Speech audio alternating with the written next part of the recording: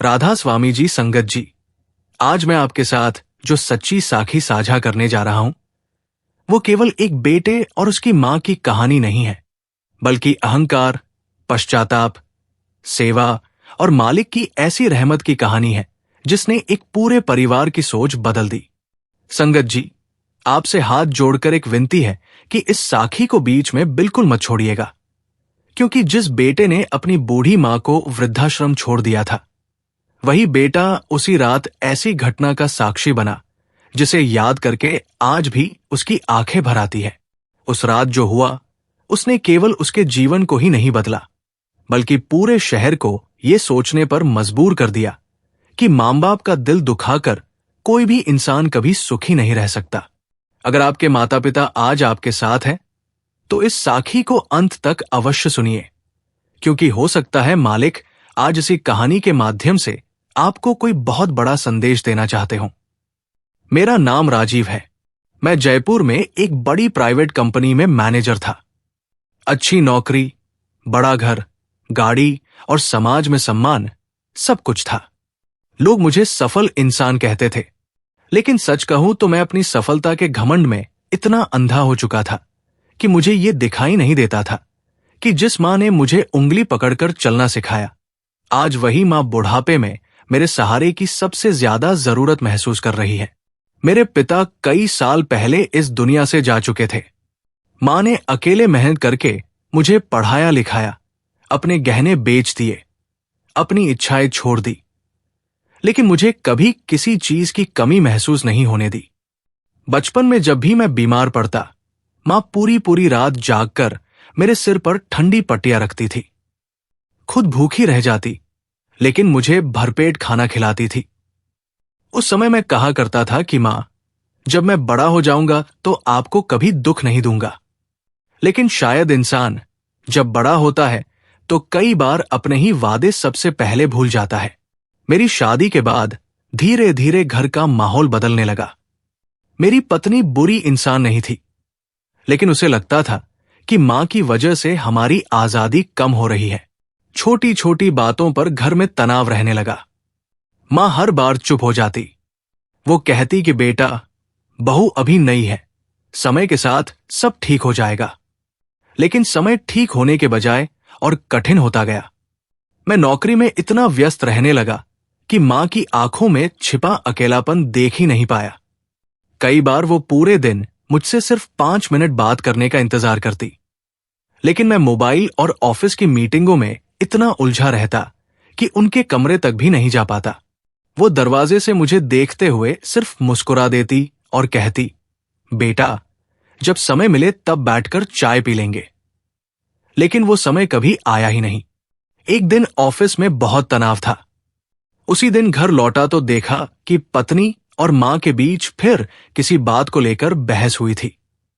मैं बिना पूरी बात जाने गुस्से में आ गया। मैंने मां से ऊंची आवाज में कह दिया, अब ये रोज रोज का झगड़ा मुझसे नहीं देखा जाता।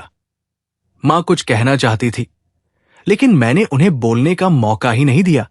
अगले दिन पत्नी ने कहा कि शहर में एक बहुत अच्छा वृद्धाश्रम है, जहां उनकी अच्छी देखभाल होगी। पहले तो मुझे ये बात गलत लगी, लेकिन धीरे धीरे मैंने खुद को समझा लिया कि शायद यही सही होगा।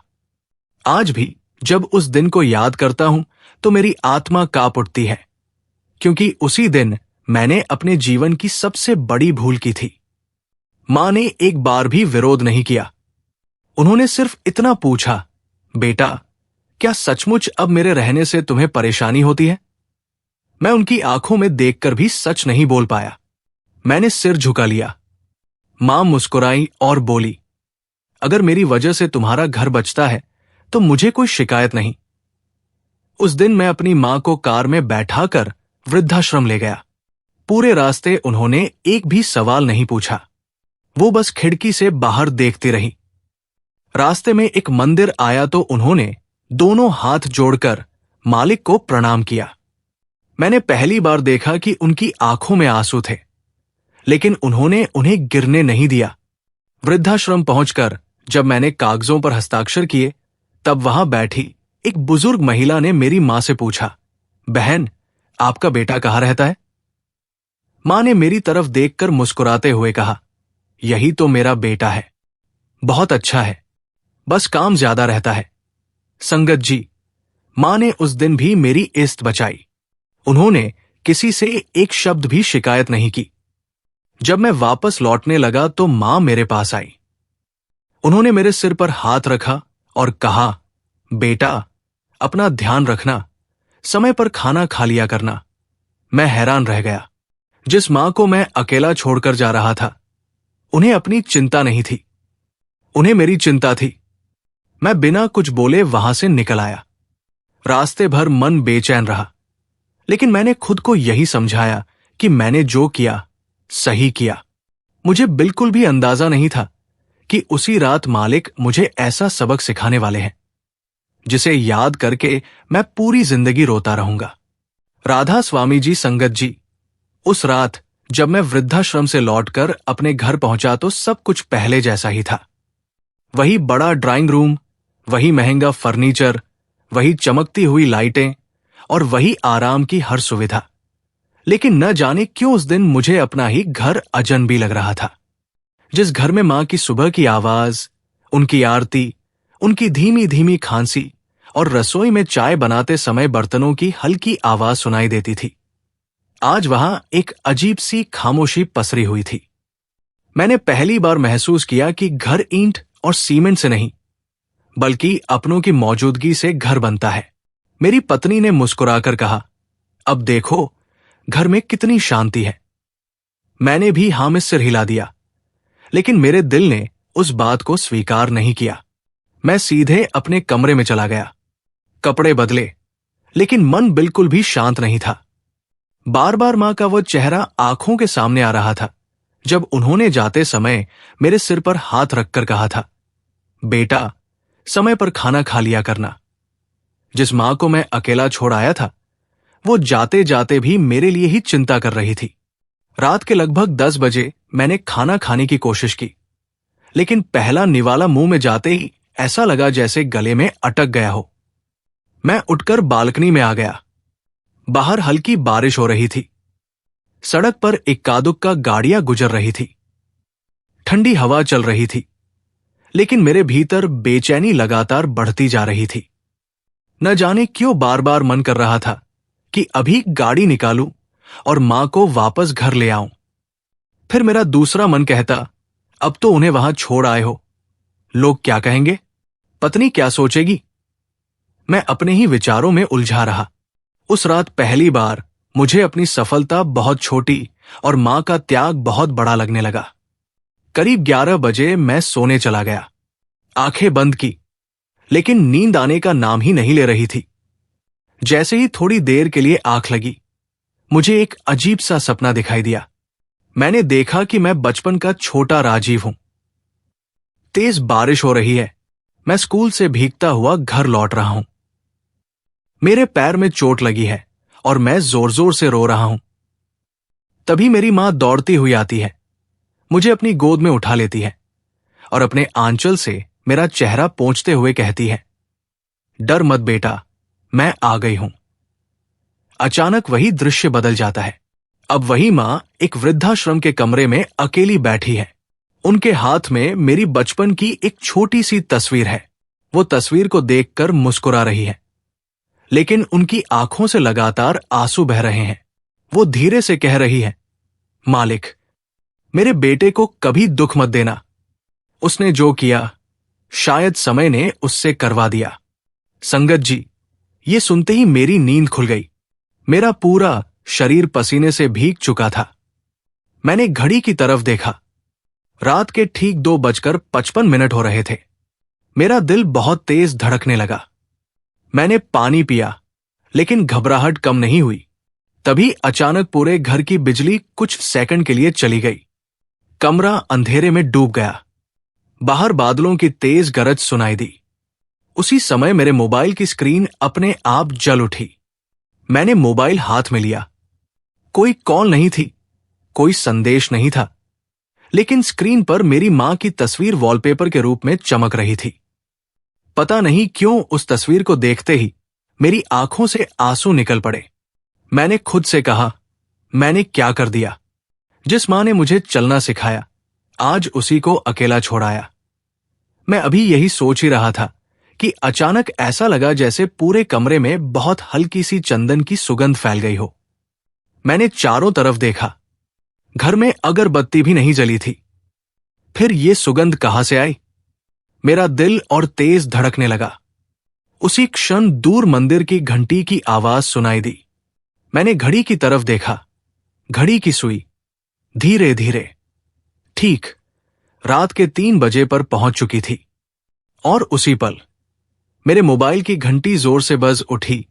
स्क्रीन पर जो नाम दिखाई दिया, उसे देखकर मेरे हाथ कांपने लगे, क्योंकि कॉल उसी वृद्धाश्रम से आ रही थी। राधा स्वामी जी संगत जी। वृद्धाश्रम से आधी रात को आया वो फोन देखकर मेरे हाथ कांपने लगे। मेरे मन में एक साथ न जाने कितने डर पैदा हो गए। मैंने कांपते हुए हाथों से कॉल रिसीव की। उधर से एक शांत आवाज आई, राजीव जी, घबराइए मत, लेकिन अगर संभव हो तो आप तुरंत वृद्धाश्रम आ जाइए। आपकी माताजी आपको याद कर रही हैं। मैंने घबराकर पूछा, क्या हुआ है? मां ठीक तो है? कुछ पल तक सामने से कोई आवाज नहीं आई। फिर उन्होंने धीरे से कहा, आप बस जल्दी आ जाइए, देर मत कीजिए। इतना कहकर कॉल कट गई। मेरे शरीर में जैसे जान ही नहीं रही। मैं बिना एक पल रुके कमरे से बाहर निकला। पत्नी ने पूछा, इतनी रात को कहां जा रहे हो? मैंने सिर्फ इतना कहा, मां के पास, और गाड़ी की चाबी उठाकर तेजी से घर से निकल गया। संगत जी, बाहर तेज बारिश हो रही थी। सड़कें लगभग खाली थी। मेरी गाड़ी जितनी तेज चल सकती थी, मैं उतनी तेज चला रहा था।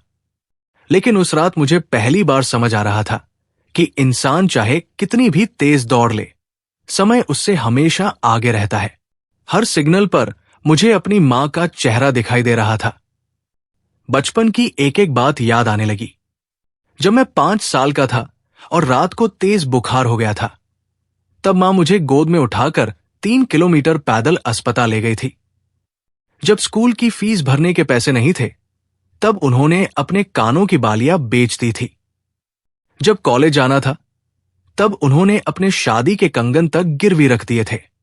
और आज वही मां मेरे रहते एक वृद्धाश्रम के कमरे में अकेली बैठी थी। मेरी आंखों से आंसू लगातार बह रहे थे।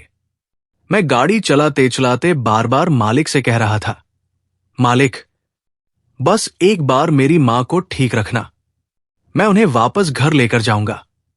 मैं उनसे माफी मांगूंगा। मुझे मेरी गलती सुधारने का एक मौका दे दो। करीब 20 मिनट बाद मैं वृद्धाश्रम पहुंचा। बाहर पूरा परिसर शांत था।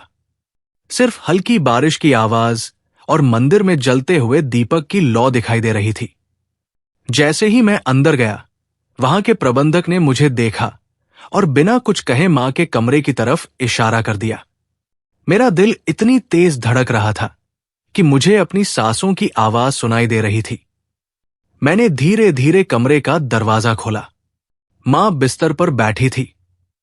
उनके सामने मालिक की तस्वीर रखी थी। हाथों में माला थी और होठों पर धीमा सा सिमरन चल रहा था। मैं उन्हें देखते ही उनके चरणों में गिर पड़ा।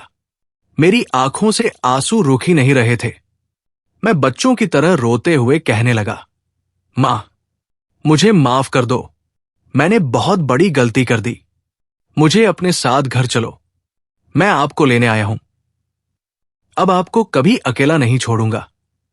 संगत जी, मैंने सोचा था कि मां मुझसे शिकायत करेंगी, मुझसे नाराज होंगी, लेकिन उन्होंने वही किया जो सिर्फ एक मां कर सकती है।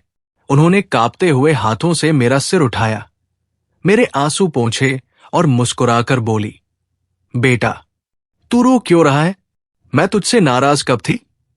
मां अपने बच्चों से नाराज नहीं होती, सिर्फ उनके लिए दुआ करती है। मैं और जोर से रोने लगा। मैंने कहा, मां, आपने मुझे एक बार भी नहीं रोका। आपने मुझसे कुछ कहा भी नहीं। मां ने बहुत शांत आवाज में कहा, अगर मैं तुझे रोकती तो तेरे मन पर बोझ और बढ़ जाता। मैंने मालिक से सिर्फ इतना कहा था कि मेरे बेटे को सही रास्ता दिखा देना। अगर आज तू खुद चलकर मुझे लेने आया है तो समझ ले, मेरी नहीं, मालिक की अरदास सुन ली गई है। उनकी ये बात सुनकर वहां खड़े वृद्धाश्रम के कर्मचारी भी भावुक हो गए। तभी वहां के प्रबंधक मेरे पास आए और बोले, राजीव जी, आपको शायद एक बात नहीं पता। मैंने आंसू पोंछते हुए उनकी तरफ देखा। उन्होंने कहा, आज शाम जब आप अपनी माताजी को यहां छोड़कर गए थे, तब हमने उनसे पूछा था कि क्या आपको अपने बेटे से कोई शिकायत है। मैंने घबराकर उनकी तरफ देखा। उन्होंने आगे कहा, आपकी माताजी ने मुस्कुराकर सिर्फ इतना कहा था, मेरा बेटा बुरा नहीं है, बस समय और परिस्थितियों में उलझ गया है। एक दिन उसे अपनी गलती का एहसास जरूर होगा। उस दिन वो खुद मुझे लेने आएगा और मैं बिना एक सवाल पूछे उसके साथ चली जाऊंगी। संगत जी, ये सुनते ही मेरे पैरों तले जमीन खिसक गई। मैं मां की तरफ देखने लगा और पहली बार मुझे महसूस हुआ कि मां का दिल सचमुच मालिक के सबसे करीब होता है। राधा स्वामी जी, संगत जी, मां की वो बात सुनने के बाद मेरे भीतर जैसे कुछ टूट गया था। मैं उनके चरणों में बैठा लगातार रो रहा था और बार बार यही कह रहा था कि मां, मुझे माफ कर दो, मैं आपकी सेवा करने के योग्य भी नहीं रहा। लेकिन मां ने एक बार भी मुझे दोष नहीं दिया। उन्होंने मेरे सिर पर हाथ फेरते हुए कहा, बेटा, इंसान से गलती हो जाती है, लेकिन सबसे बड़ा वो होता है जो अपनी गलती को पहचान ले। जिस दिन तेरे मन में पछतावा आ गया, उसी दिन मालिक ने तुझे माफ करने का रास्ता भी खोल दिया। अब पीछे मत देख, आगे का जीवन ऐसा जी कि फिर कभी किसी मां की आंखों में अपने कारण आंसू न आए। मां की आवाज में इतनी ममता थी कि वहां खड़े वृद्धाश्रम के कर्मचारी भी अपनी आंखों के आंसू नहीं रोक पाए। मैं उस पल समझ चुका था कि दुनिया में सबसे बड़ा दिल अगर किसी का होता है तो वो मां का होता है, जिसे अपने ही बेटे ने अकेला छोड़ दिया।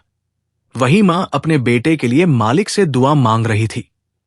कुछ देर बाद वृद्धाश्रम के प्रबंधक ने मुझे अपने कार्यालय में बुलाया। उन्होंने अलमारी से एक पुरानी डायरी निकाली और मेरी तरफ बढ़ाते हुए कहा, राजीव जी, ये आपकी माताजी की डायरी है।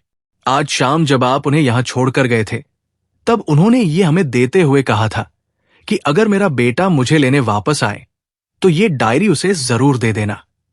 अगर वो वापस न आए तो इसे मेरी आखिरी निशानी समझकर संभाल कर रख लेना। मेरे हाथ कांपने लगे। मैंने धीरे से डायरी खोली। पहले ही पन्ने पर मां की लिखावट थी।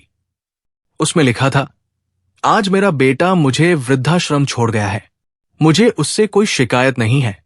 मैंने उसे हमेशा मालिक की मर्जी मानना सिखाया है। शायद आज ये भी मालिक की कोई परीक्षा है। अगर मेरा बेटा कभी लौटकर ये डायरी पढ़े तो वो एक बात हमेशा याद रखें कि मां अपने बच्चों के खिलाफ कभी मालिक से शिकायत नहीं करती। वो तो आखिरी सांस तक उनके सुख की ही दुआ मांगती है। संगत जी, जैसे जैसे मैं डायरी के पन्ने पलटता गया, वैसे वैसे मेरी आंखों से आंसू रुकना बंद हो गए। हर पन्ने पर मां ने मेरे बचपन की कोई न कोई याद लिख रखी थी। एक जगह उन्होंने लिखा था कि आज राजीव पहली बार स्कूल गया और जाते समय मेरा आंचल छोड़ नहीं रहा था। दूसरे पन्ने पर लिखा था कि आज मेरे बेटे को पहली नौकरी मिली है, मालिक इसका सिर कभी झुकने मत देना। फिर एक पन्ने पर लिखा था कि आज राजीव की शादी हुई है, अब मेरा घर पूरा हो गया। लेकिन आखिरी पन्ने पर जो लिखा था, उसे पढ़कर मेरा दिल जैसे रुक गया। मां ने लिखा था, अगर कभी मेरा बेटा मुझे अपने घर में रखने से असमर्थ हो जाए तो उसे दोष मत देना मालिक। उसे इतना सुख देना कि उसे कभी ये महसूस ना हो कि उसने अपनी मां को अकेला छोड़ा था। और अगर एक दिन उसके दिल में मेरे लिए प्रेम जाग जाए तो उसे मेरे पास जरूर भेज देना। मैं बिना कोई सवाल किए उसके साथ वापस चली जाऊंगी। मैंने वो डायरी अपने सीने से लगा ली। उस समय मुझे अपने ऊपर इतनी शर्म आ रही थी कि मैं अपनी ही नजरों में गिर चुका था। मैं बार बार सोच रहा था कि जिस मां ने वृद्धाश्रम पहुंचकर भी मेरे लिए बद्दुआ नहीं बल्कि दुआ लिखी, मैं उसी मां को बोझ समझ बैठा। मैंने तुरंत वृद्धाश्रम के सभी लोगों के सामने हाथ जोड़कर कहा, आज के बाद मेरी मां का घर यही नहीं, उनका अपना घर होगा। मैं इन्हें अभी अपने साथ ले जा रहा हूं और जब तक मेरी सांस चलेगी इनकी सेवा करूंगा। मां मुस्कुराई, लेकिन उन्होंने जाने से पहले एक ऐसी बात कही जिसने वहां मौजूद हर व्यक्ति को भावुक कर दिया। उन्होंने कहा, बेटा, मुझे घर ले जाने से पहले यहां रहने वाले इन सभी माता पिताओं के चरण छू लेना। इनमें से हर एक की आंखें अपने बच्चों का इंतजार कर रही है। अगर कभी किसी बेटे का दिल बदल जाए तो समझना कि मालिक की सबसे बड़ी लीला वही होती है। उनकी ये बात सुनकर मैं तुरंत उन सभी बुजुर्गों के सामने झुक गया। किसी ने मेरे सिर पर हाथ रखा, किसी ने रोते हुए आशीर्वाद दिया, तो किसी ने बस इतना कहा, बेटा, तू बहुत भाग्यशाली है कि तेरी मां आज भी तेरे साथ जाने को तैयार है। हम में से कई लोग वर्षों से इसी दिन का इंतजार कर रहे हैं। उन शब्दों ने मेरे दिल को भीतर तक हिला दिया। मैंने उसी क्षण मन ही मन एक संकल्प लिया कि मैं केवल अपनी मां को ही नहीं, बल्कि उन सभी बुजुर्गों को भी कभी अकेला महसूस नहीं होने दूंगा। लेकिन संगत जी, मुझे बिल्कुल भी अंदाजा नहीं था कि अगले ही दिन मालिक ऐसी लीला दिखाने वाले हैं, जिसके बाद केवल मेरा ही नहीं, बल्कि पूरे शहर के सैकड़ों बेटों का नजरिया अपने मां बाप के प्रति हमेशा के लिए बदल जाएगा। राधा स्वामी जी, संगत जी, अगले दिन सुबह मैं मां को अपने साथ घर लेकर आया। लेकिन सच कहो तो घर वही था, दीवारें वही थी, कमरे वही थे, फिर भी सब कुछ बदला बदला लग रहा था, जैसे उस घर की सांसें वापस लौट आई हों। मां ने जैसे ही मुख्य दरवाजे की चौखट पर कदम रखा, उन्होंने सबसे पहले झुककर धरती को प्रणाम किया और बहुत धीमी आवाज में कहा, शुक्राना मालिक, तूने मेरा घर फिर से दिखा दिया। उनकी आंखों से आंसू बह रहे थे, लेकिन उन आंसुओं में अब दर्द नहीं था, केवल कृतज्ञता थी। मेरी पत्नी भी दरवाजे पर खड़ी थी। रात भर वो भी सो नहीं पाई थी। उसने मां के सामने आकर दोनों हाथ जोड़ दिए और रोते हुए बोली, मां जी, मुझे माफ कर दीजिए। मेरी सोच छोटी थी, मैंने रिश्तों की कीमत बहुत देर से समझी। मां ने बिना एक पल लगाए उसे गले लगा लिया और बोली, बेटी, जिस घर में माफी आ जाती है वहां मालिक की कृपा अपने आप उतर आती है। पुरानी बातों को यहीं छोड़ दो, अब हम सब मिलकर नया जीवन शुरू करेंगे। उस दृश्य को देखकर मेरी आंखें फिर भर आई। मुझे पहली बार महसूस हुआ कि एक मां पूरे परिवार को जोड़ने वाली सबसे मजबूत डोर होती है। उसी दिन मैंने एक निर्णय लिया। मैं सीधे अपने कार्यालय पहुंचा और अपने वरिष्ठ अधिकारी से कहा कि अब मैं हर दिन देर रात तक काम नहीं करूंगा। उन्होंने कारण पूछा तो मैंने पहली बार खुलकर कहा, सर, मैं अपनी मां को लगभग खो चुका था। अब मैं जीवन की सबसे बड़ी गलती दोबारा नहीं करना चाहता। उन्होंने मेरी बात सुनी और कुछ देर तक चुप रहे, फिर मुस्कुराकर बोले, राजीव, आज तुमने वो बात समझी है जिसे कई लोग पूरी जिंदगी नहीं समझ पाते। काम फिर मिल जाएगा, लेकिन मां दोबारा नहीं मिलती। मैं वहां से बाहर निकला तो मेरे मन का बोझ पहले से बहुत हल्का हो चुका था। शाम को मां ने कहा कि वो एक बार फिर उस वृद्धाश्रम जाना चाहती है। मैंने पूछा, मां, अब वहां क्यों? मां मुस्कुराई और बोली, बेटा, मैं उन लोगों से वादा करके आई थी कि अगर मेरा बेटा मुझे लेने वापस आएगा तो मैं फिर एक दिन उनसे मिलने जरूर आऊंगी। जो लोग अपने बच्चों का इंतजार कर रहे हैं, उन्हें यह विश्वास मिलना चाहिए कि हर बेटा पत्थर दिल नहीं होता। उनकी बात सुनकर मैं तुरंत उन्हें लेकर वृद्धाश्रम पहुंचा। जैसे ही वहां के बुजुर्गों ने मां को वापस आते देखा, सभी के चेहरे खिल उठे। कोई उन्हें गले लगा रहा था, कोई उनके हाथ पकड़कर रो रहा था। मां ने सबको एक एक करके प्रणाम किया और बोली, मैं आपको लेने तो नहीं आ सकती, लेकिन इतना कहने आई हूं कि उम्मीद कभी मत छोड़ना। मालिक जब चाहेंगे, जिस दिल को बदलना होगा, बदल देंगे। उसी समय वहां एक लगभग 70 वर्षीय बुजुर्ग बैठे थे। उनकी आंखों में आंसू थे। उन्होंने मेरा हाथ पकड़कर कहा, बेटा, आज तुम्हें देखकर मुझे अपने बेटे की याद आ गई। 5 साल हो गए उसने एक बार भी मेरी खबर नहीं ली, लेकिन आज पहली बार मुझे लगा है कि शायद वह भी एक दिन आएगा। उनकी बात सुनकर मेरा सिर अपने आप झुक गया। मैंने उनके चरण छुए और कहा, बाबा जी, अगर आपका बेटा आने में देर कर रहा है तो जब तक वो नहीं आता मुझे अपना बेटा समझिए। ये सुनते ही वहां मौजूद कई बुजुर्ग रो पड़े। वृद्धाश्रम का पूरा वातावरण भावुक हो गया। संगत जी, उसी समय वहां एक स्थानीय पत्रकार भी मौजूद था। उसने ये पूरा दृश्य अपने कैमरे में रिकॉर्ड कर लिया। अगले दिन सुबह शहर के लगभग सभी अखबारों में एक ही खबर छपी, जिस बेटे ने मां को वृद्धाश्रम छोड़ा वही रात में पछताकर उन्हें वापस ले आया। समाचार के साथ मेरी और मां की तस्वीर भी छपी थी। ये खबर पूरे शहर में आग की तरह फैल गई। कई लोग हमारे घर आने लगे। कोई मां के चरण छू रहा था, कोई मुझसे कह रहा था कि भाई, तुम्हारी कहानी ने हमारी आंखें खोल दी। उसी शाम वृद्धाश्रम के प्रबंधक का फोन आया। उनकी आवाज भर आई थी। उन्होंने कहा, राजीव जी, आज आपकी कहानी सुनने के बाद 3 बेटे अपने माता पिता को वापस घर ले गए हैं। कई महीनों बाद आज इस वृद्धाश्रम में पहली बार खुशी के आंसू देखे गए हैं। ये सुनकर मेरे पूरे शरीर में सिहरन दौड़ गई। मैं मां की तरफ देखने लगा। मां ने आसमान की ओर देखा, दोनों हाथ जोड़ लिए और धीरे से बोली, शुक्राना मालिक।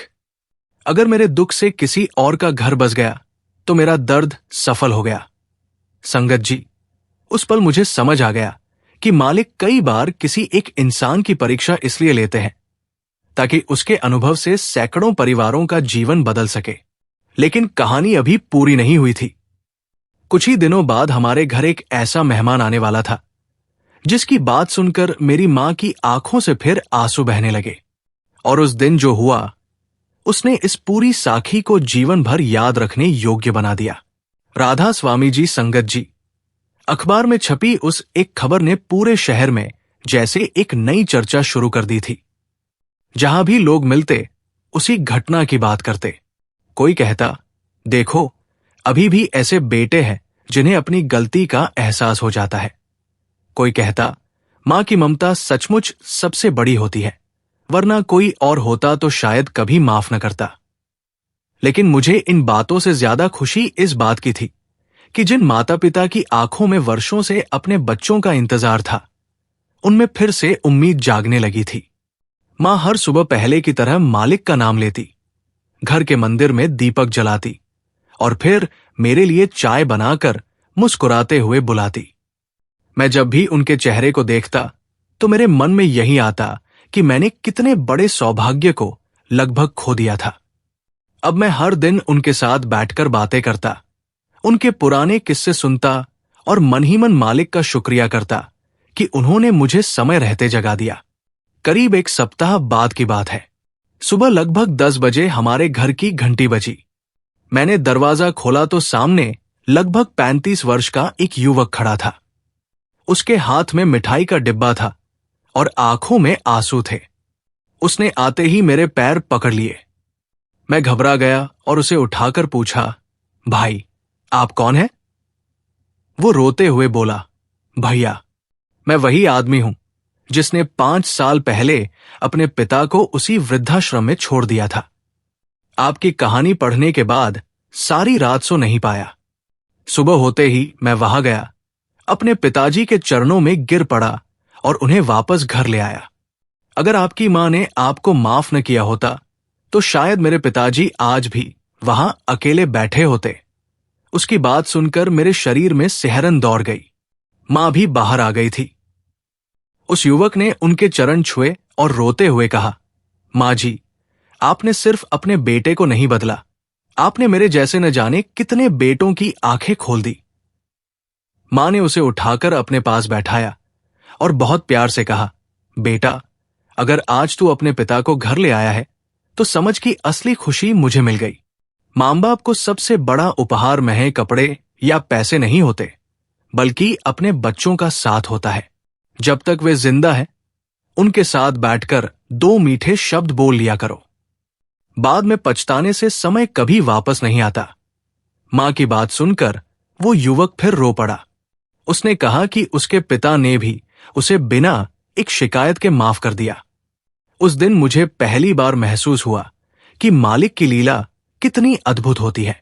कभी कभी एक परिवार की कहानी सैकड़ों परिवारों की किस्मत बदल देती है। उसी शाम वृद्धाश्रम के प्रबंधक का फिर से फोन आया। उन्होंने भावुक आवाज में कहा, राजीव जी, आपको शायद विश्वास नहीं होगा, लेकिन पिछले 7 दिनों में 8 परिवार अपने माता पिता को वापस घर ले गए हैं। कई लोग सिर्फ आपकी मां से मिलने आ रहे हैं। वे कहते हैं कि हमें उस मां के दर्शन करने हैं जिसने अपने बेटे को बद्दुआ नहीं बल्कि दुआ दी। ये सुनकर मेरी आंखें भर आई।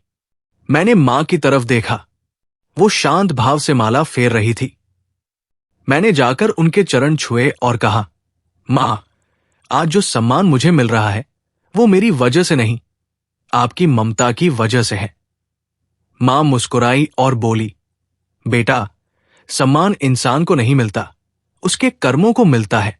अब इस अनुभव को केवल अपने तक मत रखना। जहां भी किसी मां बाप का दिल टूटता दिखाई दे, वहां उन्हें जोड़ने की कोशिश करना।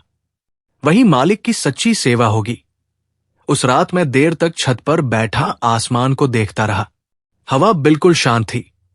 मेरे मन में एक ही विचार बार बार आ रहा था कि अगर उस रात 3 बजे वो फोन न आया होता, अगर मेरे मन में पश्चाताप न जागा होता, तो शायद मैं जीवन भर अपने सबसे बड़े अपराध के साथ जीता रहता।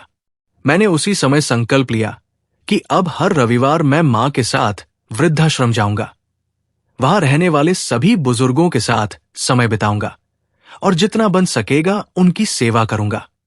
मुझे तब बिल्कुल भी अंदाजा नहीं था कि कुछ महीनों बाद वही वृद्धाश्रम में एक ऐसी घटना होने वाली है जिसे देखकर मेरी मां की आंखों से खुशी के आंसू बहने लगेंगे और पूरा शहर फिर एक बार मालिक की कृपा का साक्षी बनेगा। राधा स्वामी जी, संगत जी, समय धीरे धीरे आगे बढ़ता गया, लेकिन उस एक रात ने मेरे जीवन की दिशा हमेशा के लिए बदल दी थी। अब हर रविवार मैं अपनी मां के साथ उसी वृद्धाश्रम जाता था जहां कभी मैं उन्हें छोड़कर आया था।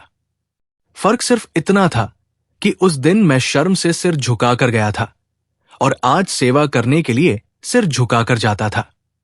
मां हर बार अपने हाथों से वहां रहने वाले बुजुर्गों के लिए खाना बनाती। कोई उनके पास बैठकर अपने बच्चों की बातें करता, कोई अपने पुराने दिनों की यादें सुनाता, तो कोई सिर्फ उनका हाथ पकड़कर कुछ देर चुपचाप बैठा रहता। मां हर किसी से एक ही बात कहती थी, उम्मीद कभी मत छोड़ना। जिस दिन मालिक चाहेंगे उस दिन सबसे कठोर दिल भी पिघल जाएगा। उनकी आवाज में इतना अपनापन था कि कई बुजुर्ग उन्हें अपनी बहन कहते, कोई मां कहकर पुकारता और कोई उनके चरण छूकर रो पड़ता। मैं हर बार ये दृश्य देखकर भीतर से बदलता जा रहा था।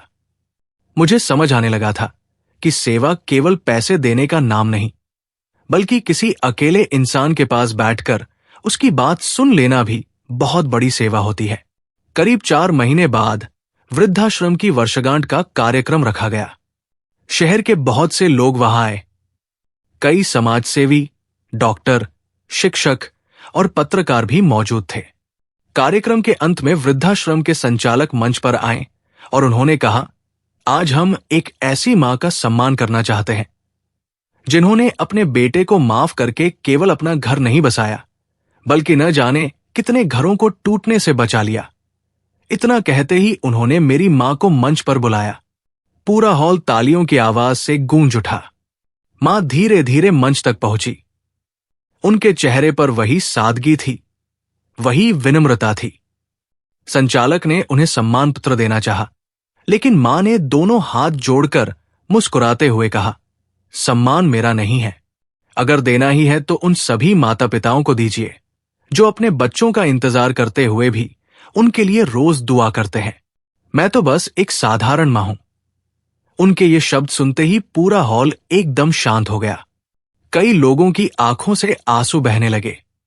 उसी समय अचानक पीछे बैठे कुछ लोग उठे और मंच की तरफ आने लगे। मैंने देखा कि उनमें वही युवक भी था जो कुछ महीने पहले अपने पिता को वृद्धाश्रम से वापस घर ले गया था। उसके साथ उसके पिता भी थे। फिर एक एक करके कई और परिवार मंच के सामने आकर खड़े हो गए। किसी ने अपनी मां का हाथ पकड़ रखा था, किसी ने अपने पिता का। उन सभी ने एक साथ मेरी मां के चरण छुए और कहा, अगर उस दिन आपकी ममता की कहानी हम तक नहीं पहुंचती तो शायद हम आज भी अपने माता पिता से दूर होते। आपने हमें फिर से परिवार का अर्थ समझाया है। संगत जी, उस समय पूरा हॉल रो रहा था। मैं भी अपने आंसू नहीं रोक पाया।